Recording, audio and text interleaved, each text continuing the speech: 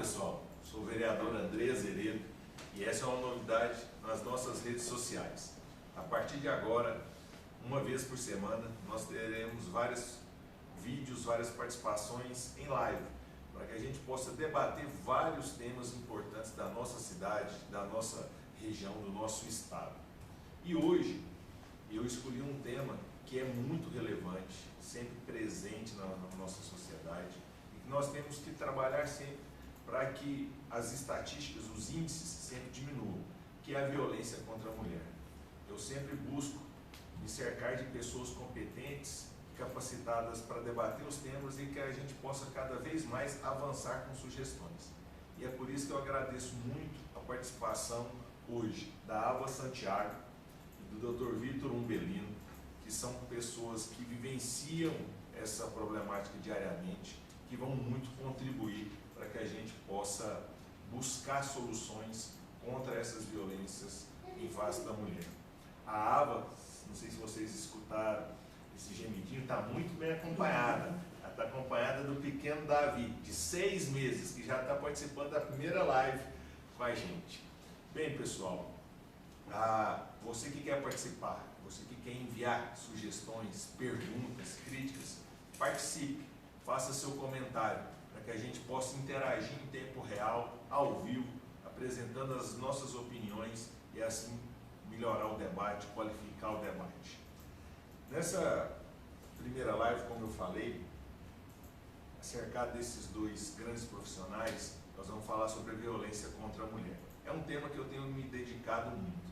Assumi o mandato aqui na Câmara de Vereadores em janeiro de 2017 e logo em seguida nós iniciamos uma campanha que é Não Vai Ter Psil, para valorizar a mulher e fazer com que os direitos delas sejam sempre respeitados. Hoje, infelizmente, nós temos números que colocam Goiás e Goiânia numa situação não muito confortável em face da violência contra a mulher. E esse evento já teve 15 edições, no dia de hoje fizemos a 16ª e sempre tem trazido soluções, sugestões para que nós possamos sempre avançar. Dr. Vitor e Ava, a cada minuto no Brasil, 9 mulheres são vítimas de violência. Nem a metade é denunciada. Isso demonstra um descrédito nas autoridades, nas instituições públicas e, acima de tudo, um número ainda muito grande. O que nós podemos fazer, o que vocês têm percebido que modificou com a Lei Maria da Penha, já que nós, há poucos dias atrás, tivemos a comemoração do aniversário de 13 anos da Lei Maria da Penha, um marco no ordenamento jurídico brasileiro que trouxe relevância a esse tema, medidas específicas e que hoje tem sido um motivo de comemoração para muitas mulheres que, ao serem vítimas de violência, encontram um respaldo por parte das autoridades como não encontravam anteriormente.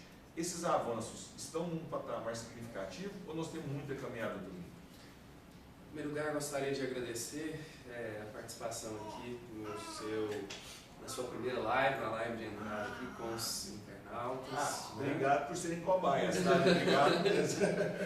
É um prazer, é uma satisfação muito grande. Para quem não me conhece, meu nome é Vitor Umbelino, eu sou juiz de direito titular do Juizado de Violência Doméstica contra a Mulher da comarca de Rio Verde e desde 2015 atuamos nessa área e sou membro da Coordenadoria Estadual da Mulher em Situação de Violência Doméstica do Tribunal de Justiça e coordenamos também o projeto Lei Maria da Penha na Escola, em parceria com a desembargadora Sandra Regina Teodoro Reis e com toda a equipe da Coordenadoria da Mulher. Então, assim, eu agradeço a participação aqui, cumprimento o vereador e já de antemão parabenizo por esse trabalho na área da violência contra a mulher, que é um tema, é uma causa que não diz respeito apenas às mulheres, muito pelo contrário, né? É uma causa que diz respeito a toda a sociedade e nós, homens, temos também que nos engajar nessa luta. Cumprimentar aqui também a doutora Ava, socióloga, né, também pelo seu trabalho nesta área de violência contra a mulher, em outras áreas também, sucesso total, parabéns e obrigado por estar aqui conosco, né, nesse momento. Mas respondendo já de antemão a sua pergunta, vereador, A Lei Maria da Penha realmente, Lei 11.340, faz 13 anos, fez 13 anos agora, no dia 7 de agosto de 2019, e trata-se de um verdadeiro marco, um marco legislativo, um marco que busca uma mudança cultural junto à nossa sociedade, mas que ainda precisa de muitos avanços, né? Nós avançamos em alguns pontos, acredito que em outros, podemos comentar daqui a pouco, poderíamos ter avançado mais, né? Mas é uma legislação hoje considerada pela Organização das Nações Unidas como a terceira melhor legislação do mundo, né? Mas que infelizmente ainda carece de políticas públicas, né, a sua implementação, e carece, claro, de uma prioridade maior por parte dos poderes executivo, legislativo e o próprio judiciário na sua aplicação. Aqui fazer a nossa meia-culpa também. Aqui no estado de Goiás, como o vereador já disse, nós não ocupamos uma posição muito confortável. Até no Atlas da Violência passado, né, de 2006 a 2016, nós ocupávamos o segundo lugar em termos de estatísticas de violência contra a mulher, em especial no quesito feminicídio. Agora, com o último Atlas da Violência, que foi publicado no mês passado, fazendo um recorte temporal entre 2007 e 2017, nós passamos para o quinto lugar em termos de Brasil, né, com violência doméstica contra a mulher. Ainda é alto, né? Retrocedemos um pouco, baixamos um pouquinho esses índices aí, mas ainda é muito alto. Precisamos sim avançar e falo isso também, não só no aspecto da intervenção penal, mas da intervenção punitiva, mas também no que diz respeito a uma mudança cultural, uma mudança de paradigma. Sem dúvida. E Ava, nós vimos a cada dia aumentar o número de casos de violência contra a mulher. E aqui eu não falo apenas dos casos que são noticiados, seja pelas redes sociais, pela TV, pelo jornal, mas nós vemos um crescente de denúncias em razão desses fatos. Você percebe que isso é fruto de uma conscientização maior? Tem aumentado a violência ou não? É porque a lei é nova e agora estão começando a usá-la de forma mais sábia, mais usual, e com isso os números têm crescido? Como você, que é uma grande socióloga, tem visto a violência contra a mulher no aspecto sociológico na nossa sociedade? Andrei, antes de mais nada, eu pontuo a importância de uma iniciativa como essa. Já cumprimentando o Dr. Vitor também, a gente tem aqui uma composição bastante interessante, né, que é o Judiciário, o Legislativo e a sociedade civil conversando para entender os desafios, os avanços, as possíveis soluções, e que a Câmara de Vereadores receba iniciativas assim, fomente que outros vereadores também se envolvam, porque é muito urgente que os agentes públicos se posicionem de maneira mais enfática e que não fique só a cargo de quem atua diretamente na área, como, por exemplo, o juizado em defesa da mulher, as defensorias, mas que as pessoas compreendam finalmente de que esse deve ser um compromisso público e um esforço civilizatório, né? Eu, claro, quero cumprimentar essa pessoa mais linda do mundo que está falando aqui junto comigo, que é o meu filho, Davi, e dizer que isso, trazê-lo para cá, além de ser uma necessidade, acaba sendo icônico do debate que nós estamos fazendo, né? Porque simboliza bem. Exatamente, porque infelizmente uma das violências estruturais mais presentes no cotidiano das mulheres é quando elas entram na maternidade e não conseguem se adequar ao mundo do trabalho porque as portas se fecham. E eu sempre falo isso, que o meu marido e eu jamais ouviremos a mesma pergunta na entrevista de emprego, porque é para mim que vão perguntar quem fica com a criança, quem é que vai na escola na reunião de pais e quem é que vai ficar com ela se ela ficar doente. Então, essa é uma violência estrutural que exclui mulheres o tempo inteiro, que lança jovens mães, inclusive, naquele famigerado número que é a geração neném, né? Não estuda e nem trabalha. Mas, respondendo a sua pergunta, que é complexa, não tem como responder de forma simples, a gente tem as duas coisas. Eu acredito que a violência tem aumentado, eu acredito não, os números apontam para isso, todos os atlas, os mapas, e aí você tem uma série de fatores que fazem com que essa violência aumente. explosão demográfica, ausência de políticas públicas, agravamento da crise de segurança. Se a violência aumenta na sociedade, se nós nos tornamos uma sociedade mais violenta, a gente sente isso em todas as esferas e uma delas, possivelmente uma das mais sensíveis, é a violência contra a mulher, a violência no âmbito da família, né? Mas é preciso também trazer um acalanto para esse debate. Sem dúvida, a Lei Maria da Penha, como foi muito bem pontuado pelo Dr. Belino, ela é um marco internacional. Ela é jovem, mas ela já tem 13 anos, então é uma jovem em fase de amadurecimento, né? Está entrando aí nos melhores anos da sua juventude, exatamente. Então, 13 anos de uma lei tão forte como a Lei Maria da Penha, é claro que você tem mudanças substanciais. Eu costumo dizer que o maior legado da Lei Maria da Penha não é fazer com que o agressor tenha medo, porque historicamente o agressor não tem medo de lei, porque se tivesse, não agredia, a lei está aí para todo mundo. Se o ladrão tivesse medo de lei, não roubava, porque a lei está aí, e assim por diante. O crime, a lei por si só, ela não inibe o crime de fato, mas qual que para mim é o maior legado da Lei Maria da Penha? Encorajar as mulheres a denunciar. Não é dar medo ao agressor, mas é mostrar para as mulheres que se elas saírem da casa delas para fazer uma denúncia, há um equipamento, há uma legislação, há uma esperança de que essa denúncia vai virar alguma coisa além daquele fatídico diagnóstico que a maioria das mulheres tinha antes da Lei Maria da Penha, né? Que era denunciar e depois ter que se encontrar novamente com o seu agressor, rindo da cara dela. Ainda. Exatamente. Então, a princípio, respondendo assim a sua pergunta, eu acho que a violência aumentou, mas as mulheres estão se sentindo mais encorajadas a denunciar. Ótimo.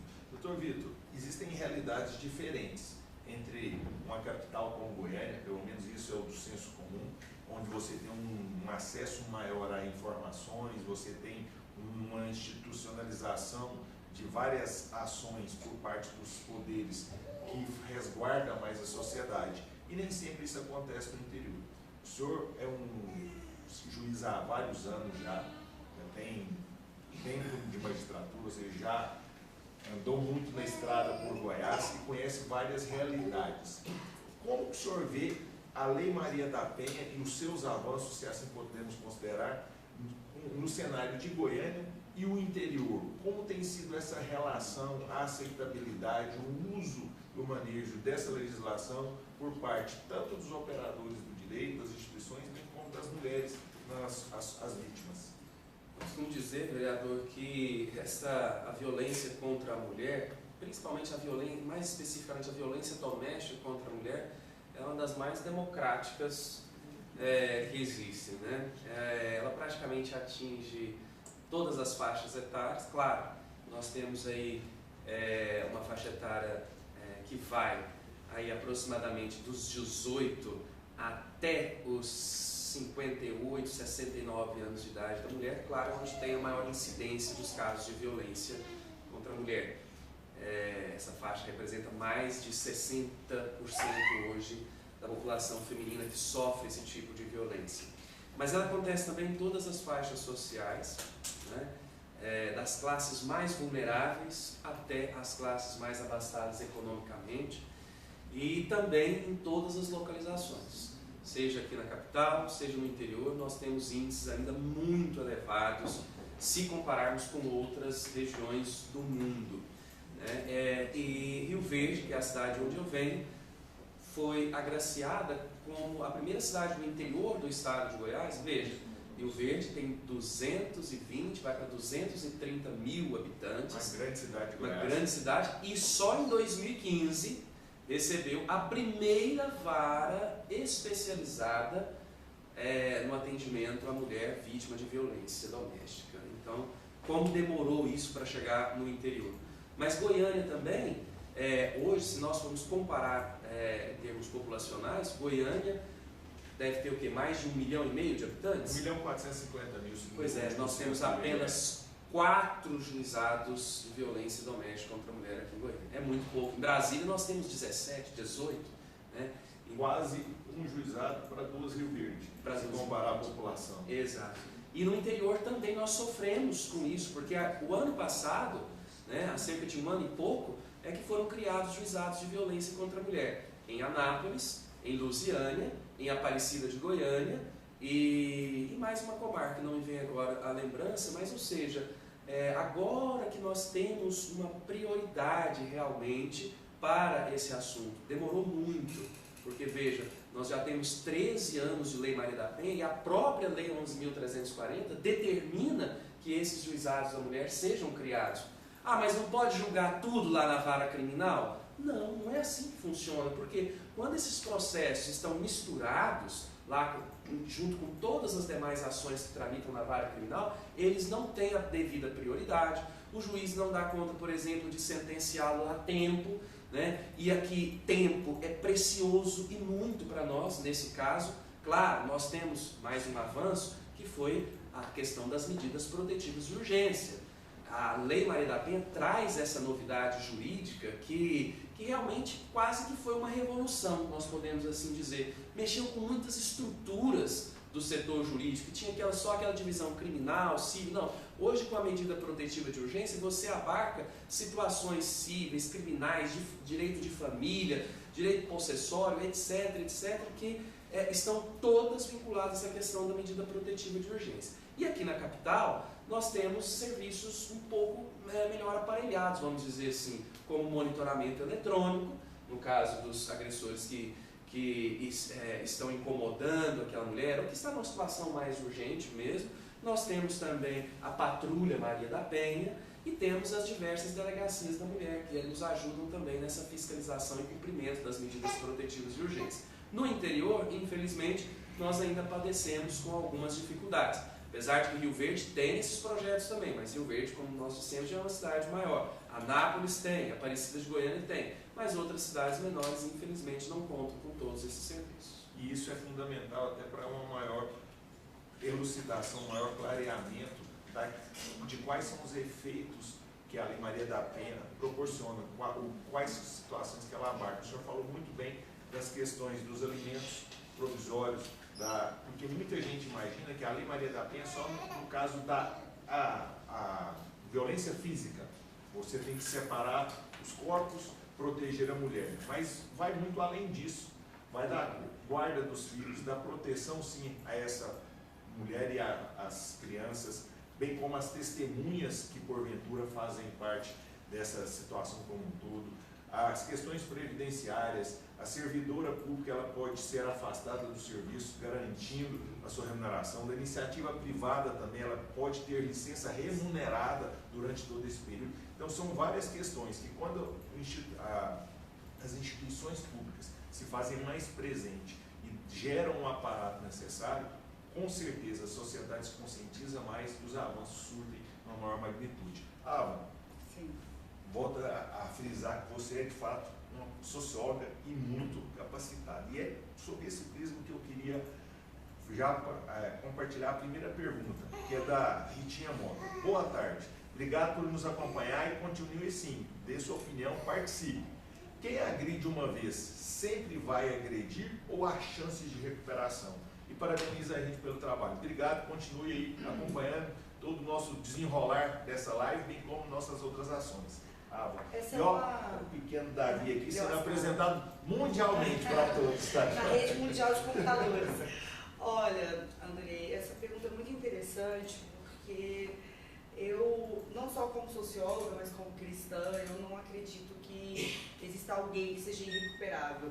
Eu acho que o potencial de restauração de todas as pessoas, ele está aí, né? A gente, claro que em maior ou menor grau, e tem uma série de fatores, é um debate quase filosófico que a gente pode entrar em um outro momento. Mas existem dois campos que eu quero que a gente trabalhe nessa pergunta. Um é o campo estatístico do que a gente tem tratado de mulheres que são vítimas. A maioria das mulheres, quando ela procura ajuda, ela já foi vítima de uma violência mais de uma vez. A violência reincidente, ela é um quadro quase generalizado entre as vítimas, entre as mulheres que são vítimas. Inclusive você falou aí da violência física, mas a Lei Maria da Penha ela é muito clara em exatamente todos os tipos de violência. Então, a violência patrimonial, como por exemplo o cara pegar, gente, a segunda chupeta que o Davi tá derruba aqui em apenas 7 minutos. Esse cara tem um grande potencial de derrubar a chupeta. Então, a gente tem a violência patrimonial, que é quando o cara, ou ele toma o dinheiro da mulher, ele faz com que ela trabalhe e dê o dinheiro na mão dele, toma satisfação de tudo, quebra o celular dela por crise de ciúme, queima as roupas dela, essas coisas, tudo é violência patrimonial. Muitas mulheres são vítimas de violência patrimonial e não têm noção de que elas podem denunciar. Esse é um ponto que você fala que é muito interessante. As mulheres não sabem o que são violências contra elas. O que tipifica? Eu estou acolhendo algumas mulheres e um caso especificamente foi bem emblemático, que foi um que a gente chama de estupro matrimonial, né? A mulher acaba sendo vítima de estupro por parte do seu cônjuge, só que ela não tinha noção de que aquilo configurava uma violência sexual, porque ela pensava que o fato de ser casada dava ao seu companheiro uma permissão permanente ao corpo dela, o que não é verdade. O casamento não significa uma permissão permanente. O casamento é um contrato entre duas pessoas, mas tudo que acontece dentro dele precisa ser de comum acordo. Cada relação sexual dentro de um casamento tem que ser de comum acordo. Então, para as mulheres compreenderem que aquilo é uma cena de violência, já é um trabalho de conscientização, e nesse ponto a Lei Maria da Penha é genial, porque ela fala de violência psicológica, que é uma coisa que a gente não vê em quase lugar nenhum do mundo. Uma lei que tipifica violência psicológica e assim por diante. Então, nesse sentido, geralmente quando o camarada chega a bater na mulher, ele já praticou todas as outras formas de violência antes. Ele praticou a violência psicológica, ele praticou a violência simbólica, ele praticou a violência patrimonial e, por fim, ele vem com a física. Eu costumo dizer que ninguém está dormindo com um Dom Juan e, de repente, ele dá um tapa. Não, ele já deu sinais antes. Ele já te xingou, ele já te ameaçou, ele já quis te impedir de ver sua mãe, ele já quis te impedir de trabalhar, de ver suas amigas. Então, nesse sentido, eu acredito que a violência vai se repetir. Mas se o homem compreender que aquele processo é violento e de que aquela mulher não é propriedade dele, e ele entender que pode romper com esse ciclo, aí tem jeito para ele. Eu finalizo a minha resposta apontando 2 iniciativas muito legais, que são as rodas reflexivas para homens violentos.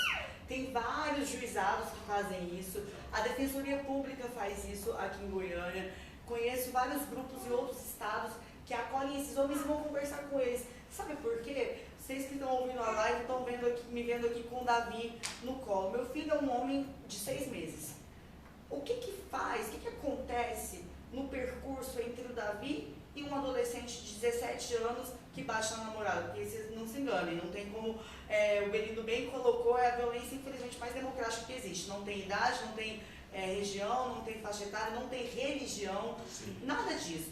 Então, de repente a gente viu uma notícia no passado de 3 adolescentes que cometeram um estupro coletivo contra a colega deles no banheiro da escola. O que fez aqueles adolescentes se tornarem homens violentos se pouco tempo antes eles eram bebês adoráveis como meu filho? É um processo social. O Davi, ele não tem um caráter melhor ou pior do que qualquer homem que seja agressor. Algo no caminho faz com que esse homem se torne violento. Se a gente consegue interferir nesse percurso, sem dúvida a gente consegue reverter inclusive cenários de homens que já foram violentos para que eles deixem de ser. Ótimo. Pessoal, o que a Aba falou é muito sério. Você acorda aí, ser homem, rapaz, menino, que no caminho foi criado como mulher tem que obedecer, mulher tem que respeitar você, mulher tem que fazer tudo que você deseja. Não, meu camarada. Mulheres e homens são iguais, têm que ter os mesmos direitos e serem respeitados da mesma forma. Então, se você recebeu esse tipo de educação, passa uma borracha em cima disso, apaga e segue em frente, acima de tudo, com respeito a todos, independente do gênero. E as participações estão crescendo, doutor Vitor. Queria mandar um oi para o Boldrini, para o Daniel Costa, para o João Paulo Pato. Obrigado pela participação de todos vocês. Nossa, que bom que são tantos homens nos assistindo, né? Isso demonstra o tanto que o tema é pertinente. Exatamente. Muitas pessoas, muitos homens também, não sabem, pela educação que receberam, pelo comportamento que assistiram e incorporaram, que aquilo que praticam com a namorada, ou com a esposa, ou com as próprias filhas, é agressão. Não, às vezes acham isso que é amor, costume. agressão. Exato, e não é isso, está longe disso. Doutor Vitor, esse aqui é do Daniel Costa, específico para o senhor. Porque em muitos casos as medidas protetivas não funcionam e as mulheres acabam mortas pelos próprios agressores? Eu agradeço essa pergunta e até uma oportunidade para a gente falar sobre esse praticamente um mito que se criou em torno da ineficácia da medida protetiva de urgência, quando os dados apontam justamente o contrário. Né? Nós também devemos trabalhar com dados. Né? E o que os dados nos mostram? Claro, a violência ainda é muito grande no Brasil. 3 em cada 5 mulheres no Brasil já passaram por uma situação de violência doméstica, estão sofrendo uma situação de violência doméstica ou vão sofrer algum tipo de violência doméstica, ou seja, 3 em cada 5. E com certeza você que está assistindo essa live conhece alguém que já passou por esse tipo de situação ou está passando por esse tipo de situação. Mas por que eu digo que é um mito criado em torno da ineficácia da medida protetiva de urgência? Porque se nós formos pegar os dados, e aí acho que ele tocou no assunto mais fundamental ainda, quando ele fala nos feminicídios, os homicídios contra mulheres que já tinham medida protetiva. Se nós pegarmos uma proporção de 100% de mulheres que tinham medidas protetivas de urgência, em 97% dos casos não aconteceu a violência letal. Quer dizer, em outras palavras, apenas 3% das mulheres que tinham medida protetiva prevista na Lei Maria da Penha foram acometidas de feminicídio. Esses são dados do Brasil inteiro, ou seja, é uma média que se faz pelo Brasil inteiro. Eu repito, apenas 3% das mulheres que tinham medidas protetivas de urgência foram acometidas de um feminicídio. Em Rio Verde, nós não tivemos, desde 2015, nenhum caso onde nós constatamos que a mulher tinha medida protetiva, continuou com a medida protetiva e teve um feminicídio. Não. Ou seja, é um mito que se criou em torno da ineficácia da medida protetiva. As medidas protetivas de urgência funcionam e elas, além de ter uma eficácia jurídica, têm uma eficácia sociopsicológica também grande, que atua sobre o agressor. E eu mostro por quê. No que diz respeito à eficácia jurídica, hoje nós temos a Patrulha Maria da Penha, que é um serviço de destacamento especial da Polícia Militar, onde nós temos militares preparados, capacitados, treinados e que atuam única e exclusivamente sobre esse assunto de violência contra a mulher, fazendo as visitas solidárias, as visitas de fiscalização em todas as casas das mulheres que possuem medidas protetivas de urgência. O que mais que nós temos? Temos o monitoramento eletrônico. A mulher está com um receio muito grande em relação. E nesses casos, você há de convir, a mulher é aquela que mais sabe se ela está passando ou não por uma dificuldade, se essa dificuldade é urgente ou não, por parte do agressor. Então nós não podemos falar, não, nesse caso ele é menos grave. Não. Se a mulher pede o monitoramento eletrônico, se ela pede o botão antipânico, ela terá esse botão antipânico. Nós vamos ter que arrumar. Lá em Rio Verde não tem essa conversa. Se ela pediu, ela vai ter. Aqui em Goiânia acredito que já estamos também nesse patamar, assim espero.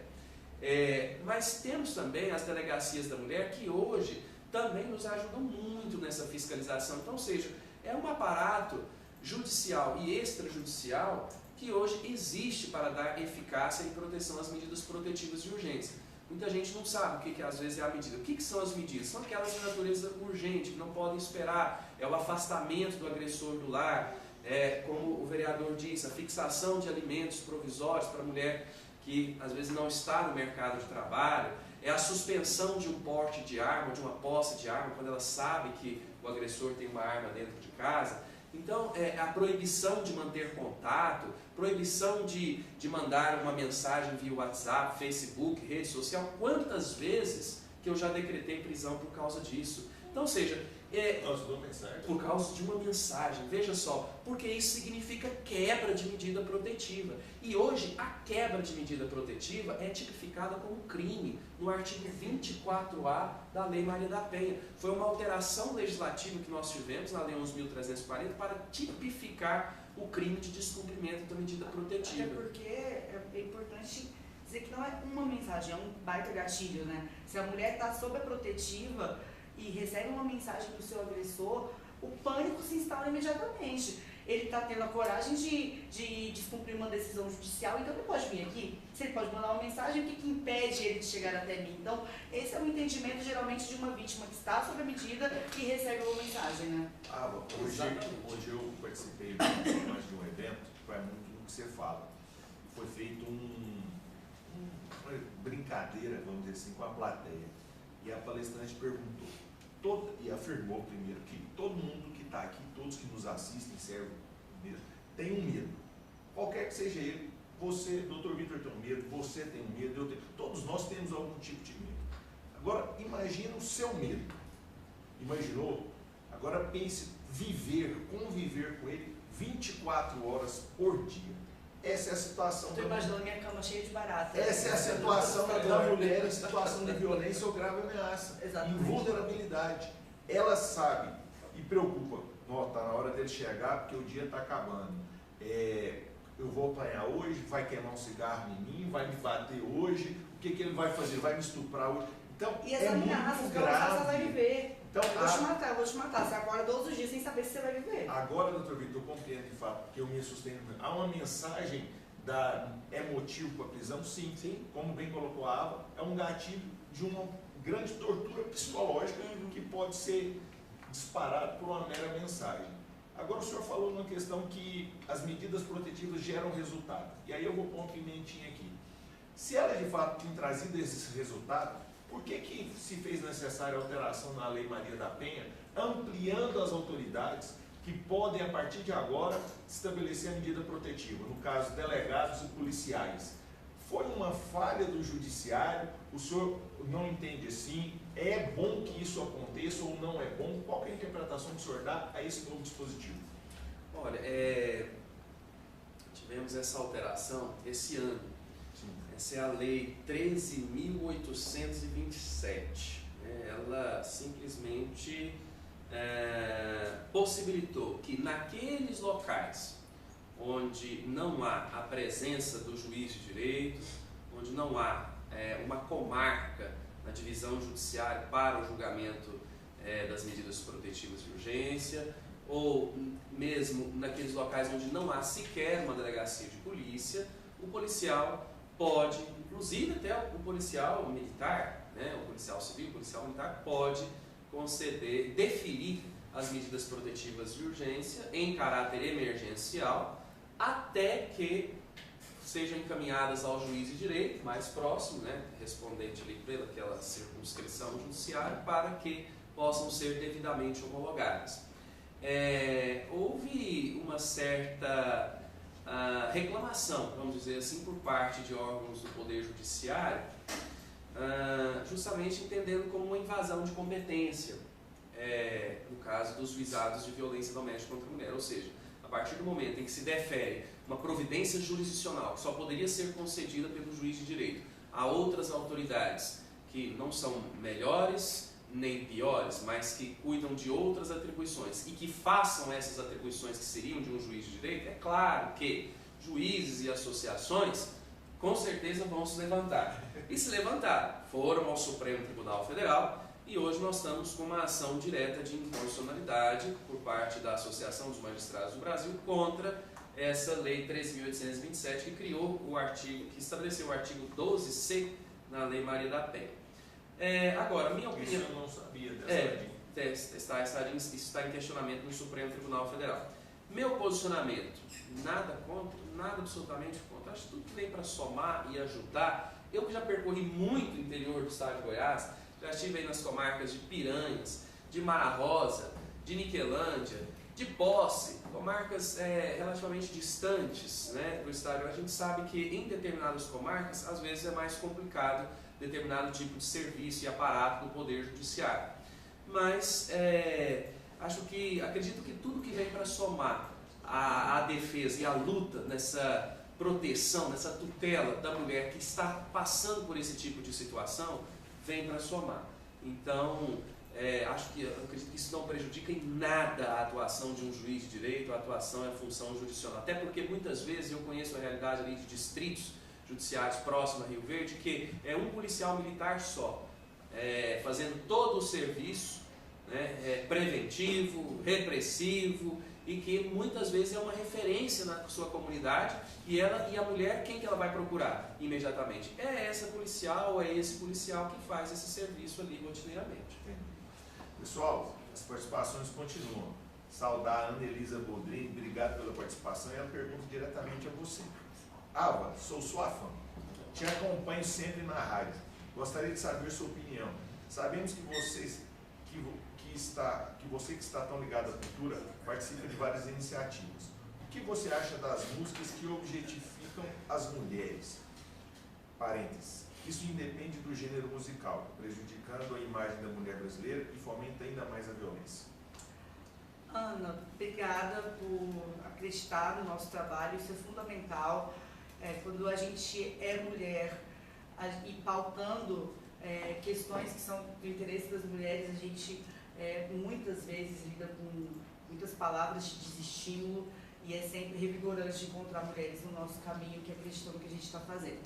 Bem, gostei muito do adendo na sua pergunta, que você fala independe do gênero, porque a gente tem uma série de elementos, né, para interpretar canções, e um desses elementos, infelizmente, ele é elitista, que é o elemento social. Então todo mundo já fala, o funk objetifica a imagem da mulher. E o funk é um gênero musical periférico, é uma expressão que pode trazer uma série de mensagens, mas sem dúvida ele é fundamental para a vida cultural daquelas comunidades. Eu falo isso como, eu sempre digo, favelada com muito orgulho, nascida e criada na favela do Sapo, lá no Rio de Janeiro, na Zona Oeste. Então eu sei o quanto o funk pode ser cruel, mas eu sei o quanto ele pode ser importante para aquelas pessoas. Então, independente do gênero, há no funk, há no sertanejo, há na bossa nova, e friso isso porque na bossa nova há demais, é só a gente, quem conhece o Vinícius de Moraes...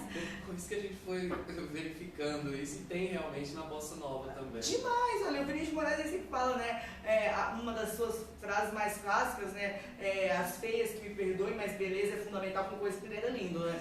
Então, é muito importante dizer, porque ele é um folgado. E como se isso fosse o responsável por tudo, né? Exatamente. Então, assim, existe a objetificação de mulheres em todas as formas e maneiras, né, da gente se expressar culturalmente. No cinema, na televisão, nas artes. A televisão é um lugar que eu gosto muito de falar sobre isso, porque a forma como as mulheres foram retratadas na teledramaturgia do Brasil é deplorável. A gente teve a romantização de adultério, a gente teve a romantização de exploração sexual infantil, a romantização da famigerada ninfeta, tudo isso que são elementos sociais que estão no imaginário coletivo, que objetificam as mulheres, sendo consumido em larga escala pelas famílias brasileiras. Então, sem dúvida... Com uma naturalidade espantosa. Exatamente. Então, eu preciso, já que você falou que ia apimentar, eu vou apimentar aqui também, né? Eu me choco ainda com as pessoas ficarem tão estarrecidas com uma demonstração de afeto homoafetiva e não se importarem com tantos adultérios nas novelas, com tantas mulheres sendo humilhadas, sendo subjugadas. Então, essa objetificação e essa forma de retratar mulheres, ela está na teledramaturgia, ela está na publicidade, ela está no jornalismo, ela está na música. Quando eu falo do jornalismo, André, é só a gente ver a forma como se fala de feminicídio nas manchetes. Inconformado com o fim do relacionamento, homem vai lá e dá facada na mulher, queima a mulher, depois queima a sogra, a cunhada e se mata. Inconformado com, não suportando a dor do fim do relacionamento, de certa forma já colocando uma passionalidade, né? Exatamente, justificando. Então, a objetificação e a naturalização das violências que as mulheres sofrem, elas estão em todas as nossas expressões, e é fundamental que a gente fale sobre isso, extrapolando esse olhar de classe. Por isso eu fiz a menção do funk, entendendo que acontece em todas as áreas da comunicação, para que a gente deixe de tratar isso como natural. O André colocou muito bem. O grande apelo que nós fazemos é a desnaturalização, e é por isso que eu amo tanto o nome dessa campanha, Não Vai Ter Psil, porque a gente tratou por muito tempo o psil como só uma cantadinha, até não um é gracejo para cantada. algumas, elas dizem, nossa, hoje Um mexeram elogio. comigo, e não é. E não é. Qualquer interação que aconteça em que as duas partes não estejam plenamente convencidas de que querem aquilo, há uma violência ali, há uma demonstração de poder. Obrigado. Doutor Vitor, uma perguntinha para o senhor. Há alguma preocupação, o senhor que especificamente está no judiciário, com os filhos dessas vítimas, que também são vítimas de violência? O poder público tem alguma ação? Fico pensando nessas crianças. É uma pergunta muito interessante também, que é quase que um desafio para nós, né? Daí a importância de nós termos juizados especializados da mulher, que tratem da violência contra a mulher, também, não só aqui na capital, mas também no interior, de forma que o problema possa ser tratado não só no aspecto jurídico, processual, mas também ele possa ser tratado em todo o seu aspecto psicossocial e demais consequências que são geradas pela violência doméstica contra a mulher. E aqui ele tocou num ponto fundamental, que é a questão dos filhos, que são os primeiros, né, a sofrerem também, diretamente, não é nem indiretamente, mas diretamente, diariamente os reflexos da violência contra a mulher. Isso quando a violência não é dirigida contra eles também. O que, dependendo da situação, pode sofrer a incidência, inclusive, da Lei Maria da Penha, da Lei 11.340. Mas, assim, pequenos, pontuais programas realizados em algumas cidades que acolhem, né, não só a mulher, mas também os filhos que passam por um ambiente de violência contra a mulher. E aí esse acolhimento é feito não só no que diz respeito à questão econômico-social, né, questão financeira, mas também, principalmente, na questão sociopsicológica, como acompanhamento. Em Rio Verde nós temos, né, um acompanhamento pelo CREAS, pela Secretaria Municipal de Assistência Social, que faz esse acolhimento, esse acompanhamento, em parceria com o Conselho da Mulher, lá da comarca de Rio Verde. Eu acredito que aqui em Goiânia também nós temos alguns programas nesse sentido.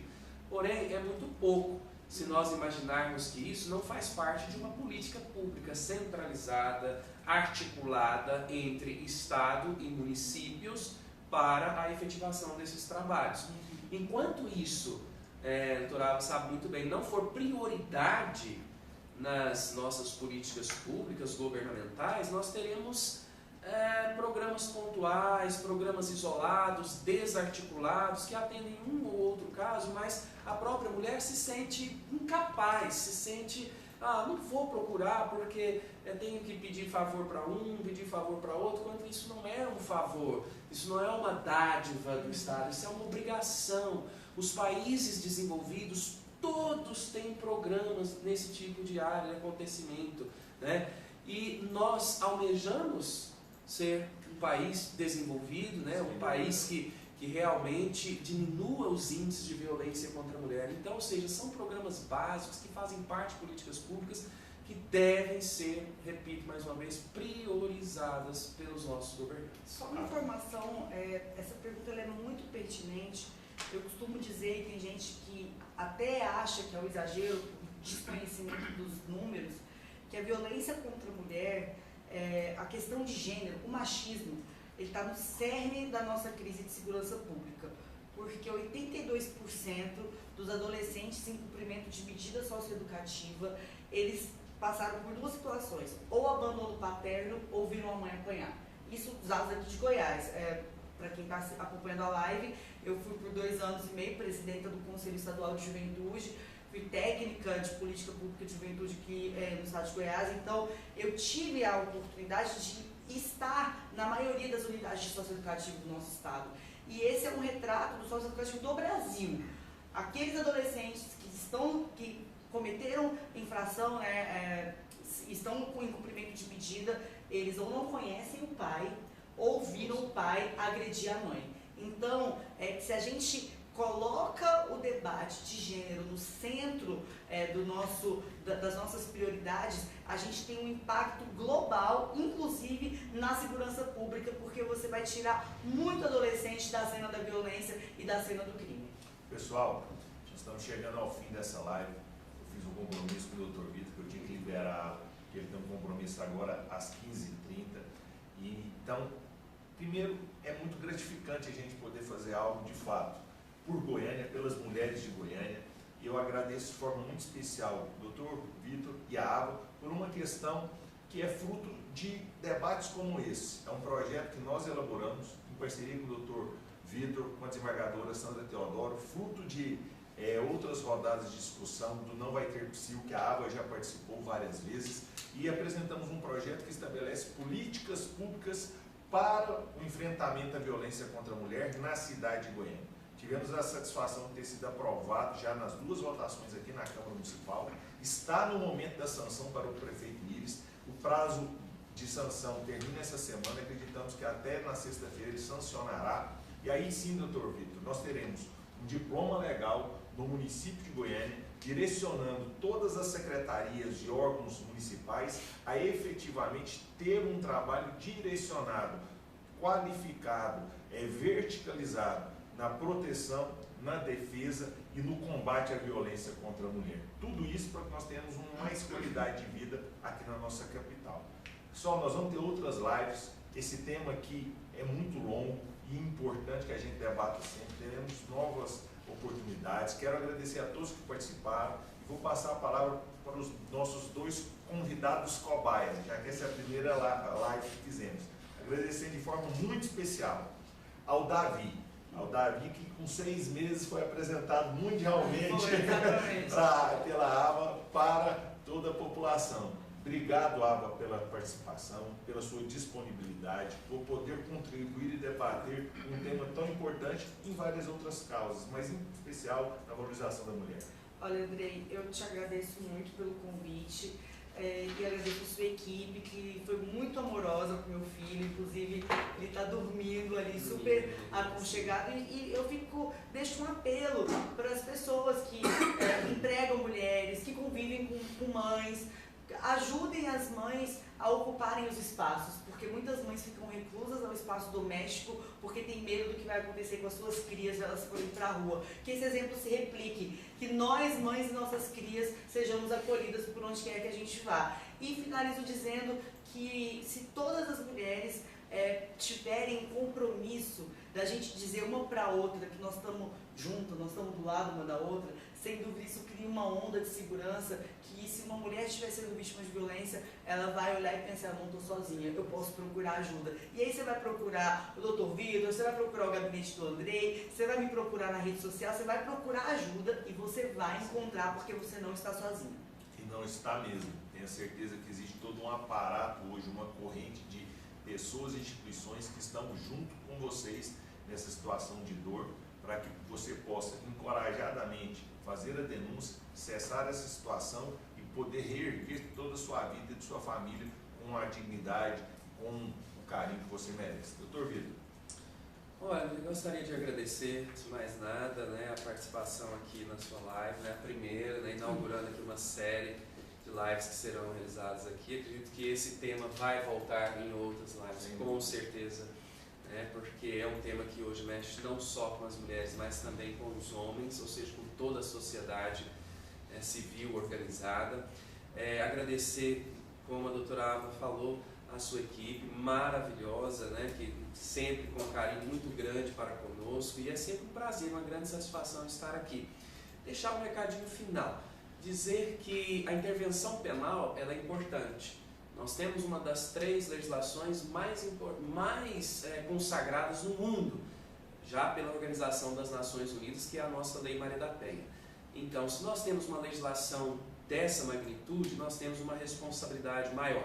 E a intervenção penal ela é importante, porém, a própria legislação, o que ela busca é uma mudança de paradigma, é uma mudança cultural, é algo que nós devemos intervir não só então no campo jurídico processual, mas no nosso dia a dia, na nossa realidade, assim como a doutora falou. Trazer o tema de gênero para as nossas discussões, trazer a questão do machismo, do patriarcado, de uma sociedade que, infelizmente, ainda é extremamente conservadora, coloca as mulheres, muitas das vezes, subjugadas aos homens, num processo de naturalização da violência, feita pela mídia, feita pelas músicas, etc, etc. E que nós devemos e temos esse dever de mudar essa realidade. Um dos projetos que nós desenvolvemos é a Lei Maria da Penha na escola. É importante nós cuidarmos das nossas crianças, dos nossos adolescentes desde cedo, ensinando esses valores de isonomia de gênero, isonomia de direitos e obrigações entre homens e mulheres. Porque se nós não tivermos essa isonomia, jamais nós teremos uma sociedade democrática. A própria democracia reclama que homens e mulheres sejam iguais sempre, em todos os seus direitos e obrigações. Muito obrigado. Pessoal, é isso aí. Obrigado pela participação. Algumas perguntas não foram respondidas. Me comprometo a enviar a resposta posteriormente. A todos que nos acompanharam, um grande abraço. Continuem aí sempre nos seguindo nas redes sociais, Andreia Zeredo IG no Instagram, site Andreia Zeredo no Facebook, Andreia Zeredo no Twitter, e opine. Sua opinião, seu comentário, a sua sugestão é que faz de fato nós avançarmos, consolidarmos situações e projetos inovadores que garantam cada vez mais uma melhor qualidade de vida a todos os joinenses. Um grande abraço, obrigado a vocês e até a próxima.